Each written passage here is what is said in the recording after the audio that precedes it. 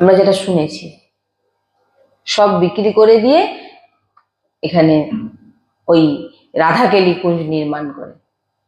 এবং সেই জায়গায় তখন কিন্তু কেউ ছিল না যে বাবু, হ্যাঁ তখন অনেক নাম ছিল, নাম থাকার জন্য এত কি না, তখন সেরকম গুরুজিকে কেউ চিনতও না।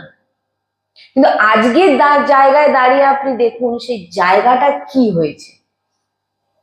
যিনারা ওই জায়গাটাকে নির্মাণ করেছেন, মানে পুরো প্রপার্টি বিক্রি, নিজেদের সবকিছু বিক্রি করে ওই জায়গাটাকে যে নির্মাণ করেছিলেন, আজ তিনাদের কথা ভাবুন।